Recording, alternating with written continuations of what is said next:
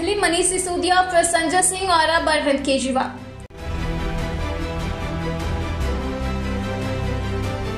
एक के बाद एक आम आदमी पार्टी के कई बड़े नेता कथित शराब नीति घोटाले की भेंट चढ़ते जा रहे हैं।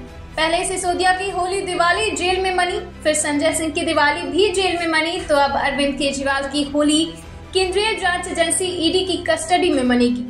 दिल्ली का राजस्व बढ़ाने का दावा करते हुए लाई गई एक शराब की बोतल के साथ एक बोतल फ्री वाली स्कीम ने एकाएक आम आदमी पार्टी के त्योहारों को फीका कर दिया है। दिवाली से पहले संजय सिंह गिरफ्तार हुए थे, तो अब होली से पहले केजरीवाल को ईडी ने गिरफ्तार कर लिया है। आम आदमी पार्टी ने भी घोषणा कर दी है कि इस बार उसके नेता और कार्यकर्ता होली नहीं मनाएंगे। दरअसल अब 28 मार्च तक दिल्ली के मुख्यमंत्री अरविंद केजरीवाल का नया पता ईडी दफ्तर बन चुका है। शुक्रवार को कोर्ट ने केजरीवाल को 28 मार्च तक ईडी के रिमांड में भेज दिया है और इस बार उनकी होली ईडी की कस्टडी में रहते हुए ही गुजरेगी। ईडी ने अरविंद केजरीवाल को ही दिल्ली शराब घोटाले का किंगपिन बताते हुए 28 पेजों की रिमांड कॉपी कोर्ट में पेश की और 10 दिनों की रिमांड की मांग की। हालांकि कोर्ट ने देर शाम फैसला सुनाते हुए 6 दिन की रिमांड मंजूर की। आजाद भारत के इतिहास में ये पहली बार है जब मुख्यमंत्री पद पर रहते हुए किसी नेता की गिरफ्तारी हुई है और अदालत ने उसकी रिमांड को भी मंजूर कर दिया है। हालांकि कोर्ट ने केजरीवाल को थोड़ी राहत देते हुए ईडी हिरासत के दौरान हर रोज आधे घंटे अपनी पत्नी सुनीता केजरीवाल और निजी सचिव विभव कुमार से मिलने की इजाजत दी है।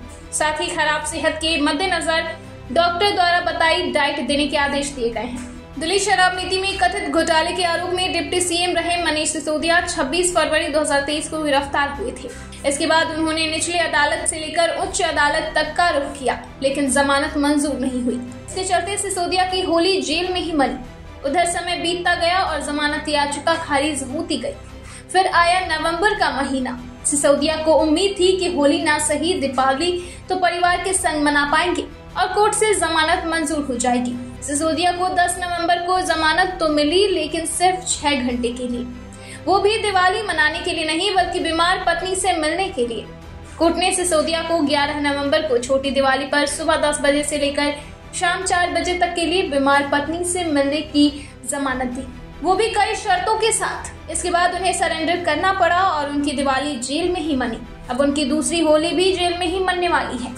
इसी तरह से संजय सिंह भी दिवाली से कुछ दिनों पहले 4 अक्टूबर 2023 को गिरफ्तार कर लिए गए थे। इस बात को भी 5 महीने से ज्यादा का वक्त गुजर चुका है।